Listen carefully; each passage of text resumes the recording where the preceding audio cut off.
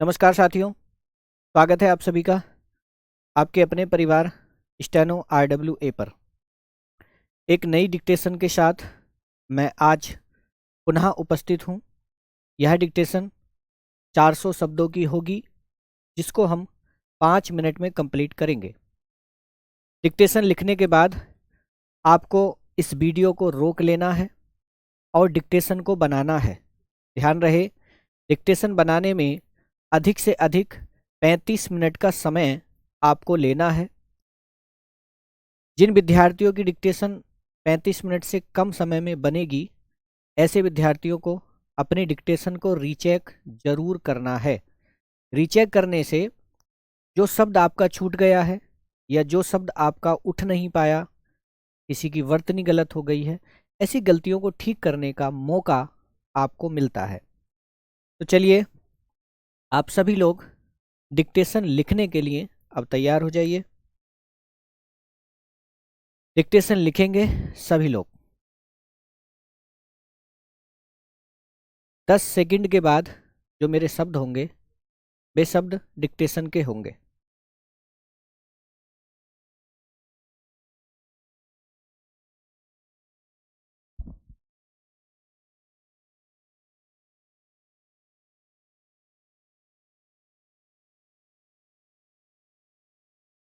अध्यक्ष महोदय, आज हम जिस महत्वपूर्ण विषय पर चर्चा कर रहे हैं, वह हमारे देश के भविष्य यानी हमारी शिक्षा प्रणाली से सीधा जुड़ा हुआ है। अभी मेरे पूर्व वक्ता ने मानव संसाधन विकास मंत्रालय की मांगों के समर्थन में अपनी बातें रखीं, लेकिन मैं इस ओर सदन का ध्यान आकर्षित करना चाहता हूं कि केवल मांगों को स्वीकार कर लेना ही समस्या का समाधान नहीं है। आज़ादी के इतने दशकों बाद भी हम शिक्षा की उस पद्धति को बदलने में विफल रहे हैं जिसे हम बदलना चाहते थे। दुर्भाग्य की बात यह है कि इस देश का सामान्य नागरिक भी यह मानता है कि हमारी वर्तमान शिक्षा व्यवस्था में भारी खामियां हैं। स्थिति यह है कि हम हर साल लाखों स्नातक तैयार कर रहे हैं, लेकिन उनमें से अधिकांश रोजगार पाने की स्थिति में नहीं होते।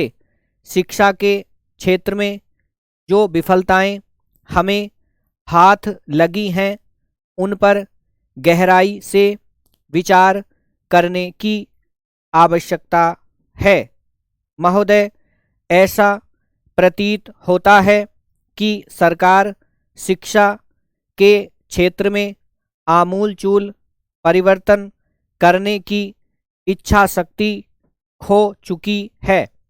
स्थिति ज्यों की त्यों बनी हुई है और फाइलों में सुधार की बातें केवल कागजों तक सीमित है।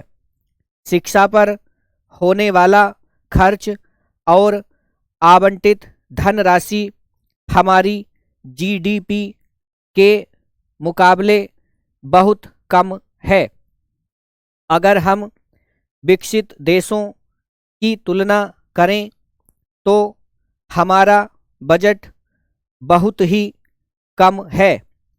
बजट की कमी के कारण बुनियादी ढांचे का विकास नहीं हो पा रहा है।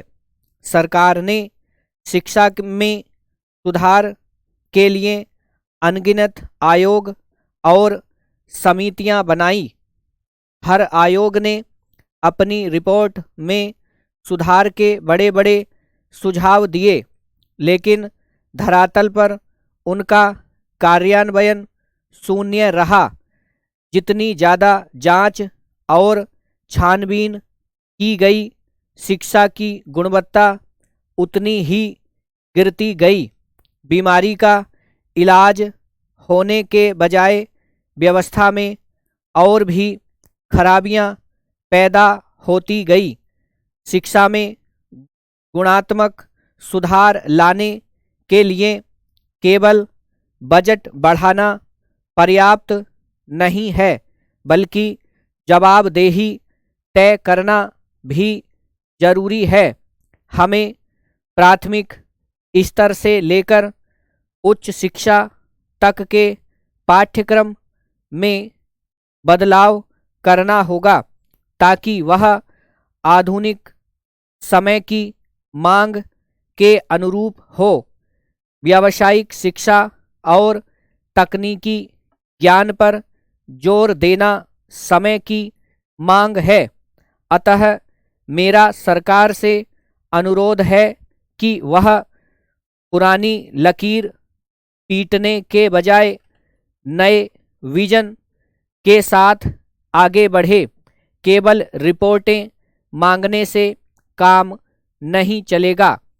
अब समय है कि उन पर अमल किया जाए। मुझे आशा है कि आगामी समय में मंत्रालय अपनी कार्यप्रणाली में सुधार करेगा और देश को एक सुदृढ़ शिक्षा व्यवस्था प्रदान करेगा।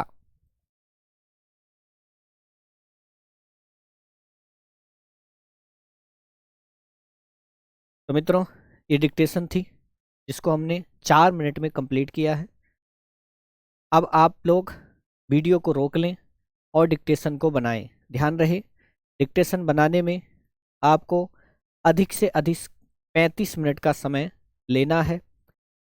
जो विद्यार्थी डिक्टेशन को समय से पहले बना ले, ऐसे विद्यार्थियों को डिक्टेशन को रीचेक जरूर करना है। तो चलिए डिक्टेशन बनाइए। आगे की वीडियो डिक्टेशन बनाने के बाद ही आप चलाएंगे। शुरू हो जाइए।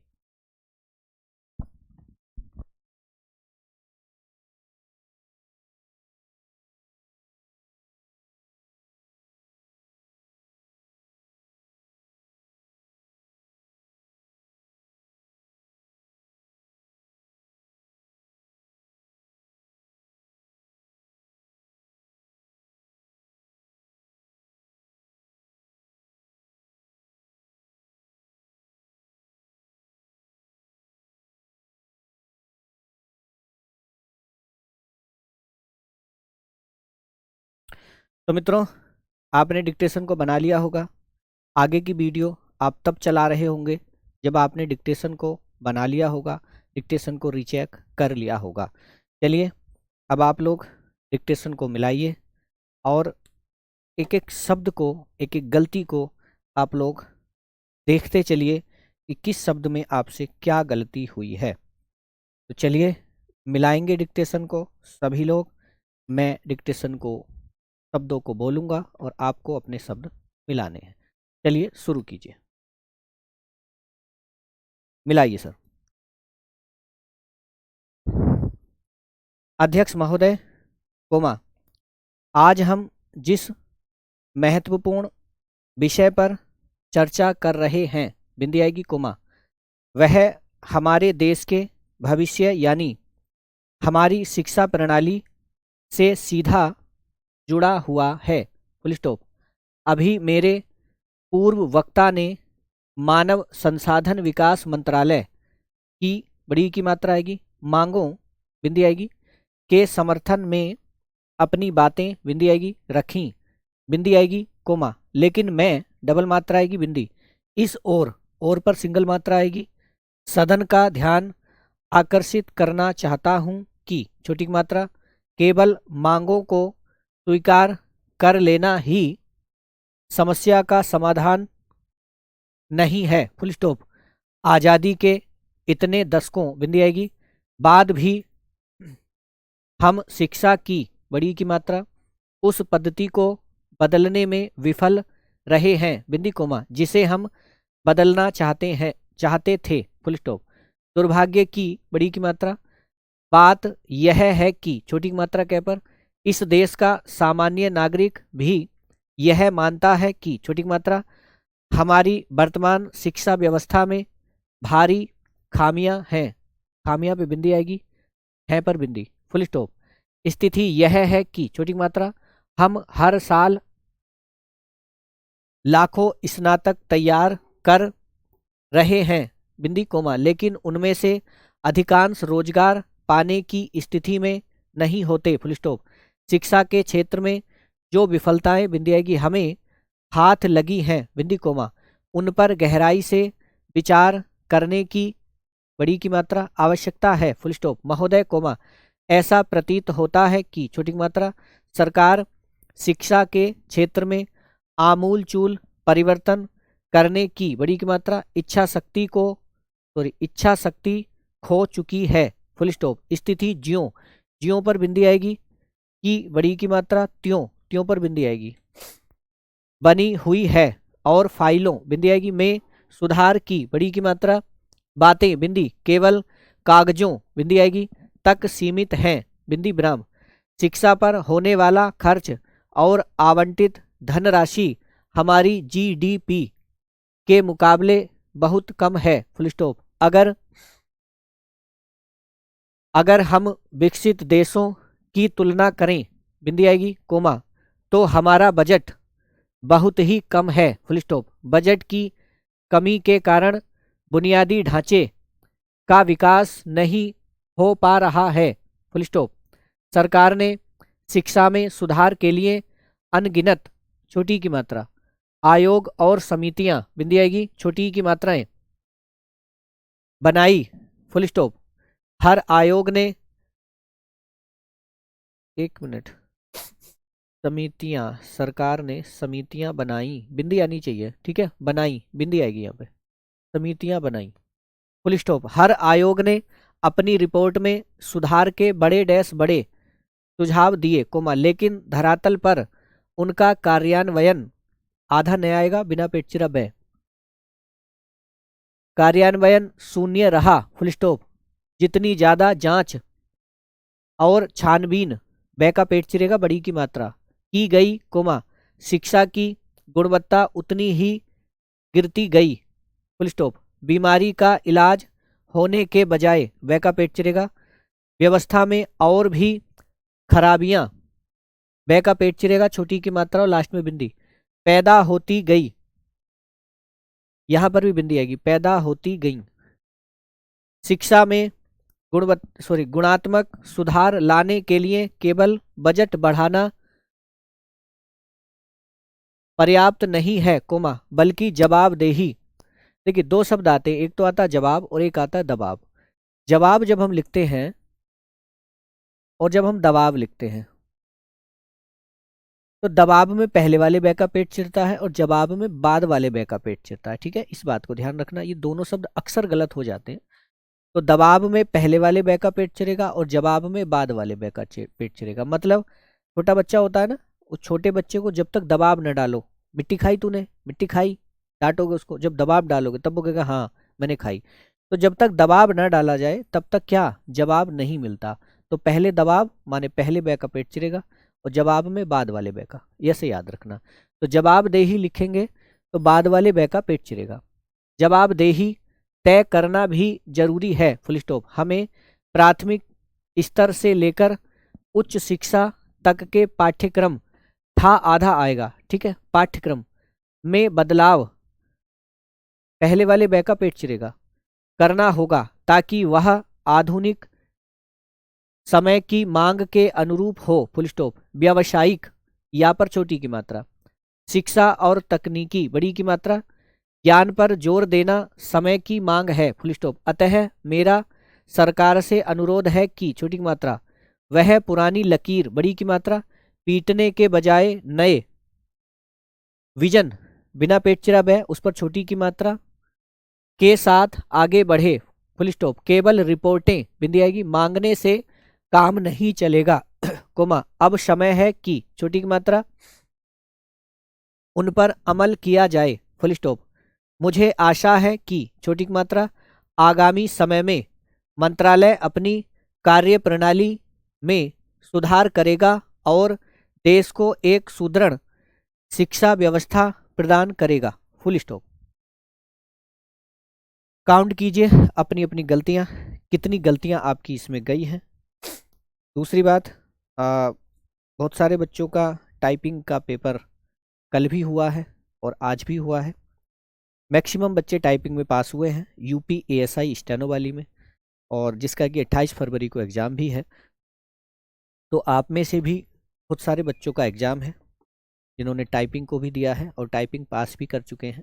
मतलब उम्मीद है उनको कि पास हो जाएंगे, कल उसका रिजल्ट आ जाएगा और 24 फरवरी से आपके एडमिट कार्ड आने शुरू हो जाएंगे। तो जितने भी विद्यार्थी यूपीएसआई वाले हैं, वो अगर उनकी गलतियां कुछ ज़्यादा भी जा रही हैं तो बच्चे बिल्कुल भी घबराना नहीं है। मैंने पहले भी बोला था, जब मैंने टाइपिंग के लिए आपको शुभकामनाएं दी थी, तभी मैंने कहा था कि आपने बहुत अच्छी तैयारी की है और आप टाइपिंग में पास होकर ही आओगे। ठीक, मैं नहीं समझता कि कोई बच्चा भी टाइपिंग में फेल हुआ है। फिर भी यदि किसी के साथ ऐसी अनहोनी हुई है तो उसके लिए आप लोग अपना धैर्य बनाए रखें। और जो बच्चे यूपी ट्रिपल एस सी की तैयारी कर रहे हैं उनके लिए भी बहुत अच्छा मौका है, यूपी ट्रिपल एस सी में भी और यूपीएसआई स्टेनो में भी। तो आप लोग लगे रहिए ऐसे ही, शॉर्ट हैंड की प्रैक्टिस आप लोग ना छोड़ें, ऐसे ही आप प्रैक्टिस करते रहें, डिक्टेशन को लिखते रहें। और कितनी गलतियां आपकी गई हैं ये आप हमें कमेंट बॉक्स में ज़रूर बताएं। अगर नए हैं, आपने अभी तक चैनल को सब्सक्राइब नहीं किया है, तो आप कृपया करके चैनल को सब्सक्राइब कर लें, लाइक कर दें, शेयर करें दोस्तों में। मैं फिर हाजिर होऊंगा आपके साथ एक नई डिक्टेशन के साथ। तब तक के लिए नमस्कार, धन्यवाद।